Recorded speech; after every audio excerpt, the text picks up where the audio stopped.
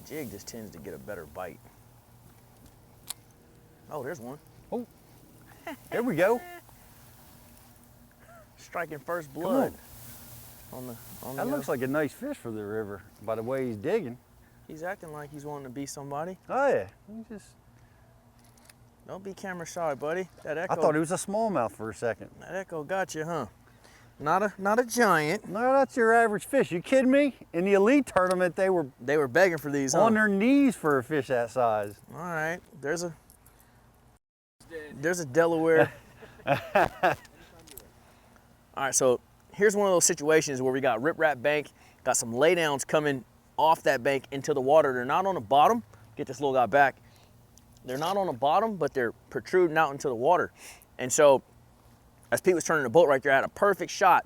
I paralleled that bank, and I was deliberately making contact with those laydown limbs, and sure enough, it popped off one, and boom, immediately, that's when that little guy grabbed it. So, and that's the beauty of the Squarebill. I mean, it's a four-wheel drive crankbait. You can put it anywhere, regardless of the structure, and get a bite. Awesome catch. Right on. 2 casts, baby. Oh, echo. Oh, there's another one. Squarebill getting it. They liking that echo. He got a mouthful too. Look at that. He got himself a mouthful, didn't you, buddy? Man, did he. Another Delaware River giant, but you can see how they're eating that echo right there. That's one of the new colors that we just come out with called Cellmate, and it's a silent version. I really like that silent version, man. I just feel like they hear so many different baits day in and day out. You come through with something quiet and catch a cute fish every once in a while. That's awesome. Well, you've made 3 casts now and caught 2 bass. bass. Hey, I'm on them, dude. Now you can go back to all the boys that fished the elites last year.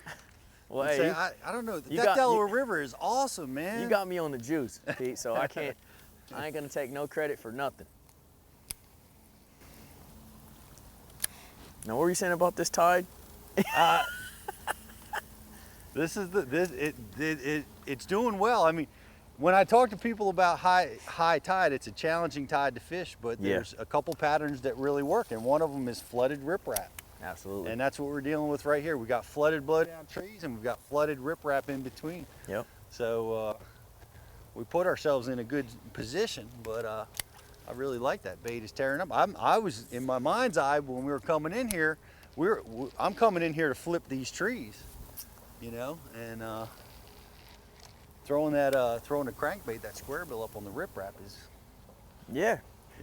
They're attacking it, and like you said, they're getting the front hook. He had the front hook. I mean, yeah, it's the time of year too, Pete. Fall time, in my opinion, this is when bass really start focusing on bait fish, whether it's shad, bluegill, you name it.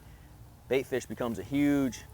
And we talked deal about for it because as we're idling in here, we're seeing seagulls at the yin yang, on every piling, all over the place. That's right. And they're not here for social behavior. No.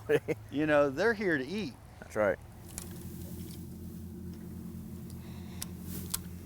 But we actually wound up having a good day. I enjoyed fishing with him. He wound up taking second place in the tournament. Did he? Yeah. Oh, I bet he's. Oh.